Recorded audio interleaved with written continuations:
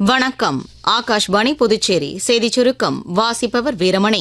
பிரதமர் திரு நரேந்திர மோடி நாட்டு மக்களுடன் தமது எண்ணங்களை பகிர்ந்து கொள்ளும் 125வது மன் கி பாத் எனும் மனதின் குரல் நிகழ்ச்சி ஆகாஷ்வாணியில் இன்று காலை 11 மணிக்கு ஒலிபரப்பாக உள்ளது. இந்நிகழ்ச்சி ஆகாஷ்வாணி மற்றும் தூர்தர்ஷனின் அனைத்து அலைவரிசைகளிலும் இடம்பெறும்.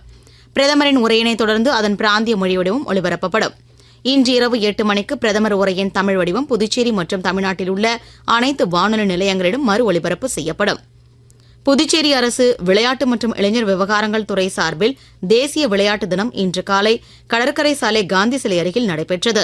சிறப்பு விருந்தினராக துணைநிலை ஆளுநர் திரு கைலாஷ்நாதன் கலந்து கொண்டு இளைஞர்களின் சைக்கிள் பேரணியை கொடியசைத்து தொடக்கி வைத்தார்.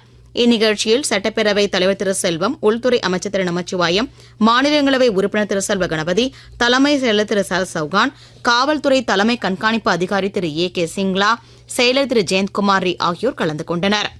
நாடு முழுவதும் விநாயகர் சதுர்த்தி விழா கடந்த 27ஆம் தேதி வெகு சிறப்பாக கொண்டாடப்பட்டது. இதனைத் தொடர்ந்து விநாயகர் சிலைகளை கடலில் கரைக்கும் நிகழ்ச்சி இன்று நடைபெறவுள்ளது.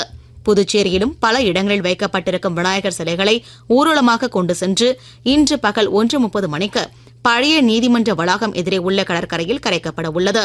இதனை முன்னிட்டு பொதுமக்கள் வசதிக்காக சில தற்காலிக போக்குவரத்து மாற்றங்கள் செய்யப்பட்டுள்ளது. புதுச்சேரி அரசின் வருவாய் பேரிடர் மேலாண்மை துறையில் காலியாக உள்ள 30 துணை தாசில்தார் பணியிடங்களுக்கான போட்டித் தேர்வு 101 மையங்களில் இன்று காலை, பிற்பகல் என 2 அமர்வுகளாக நடைபெறவுள்ளது.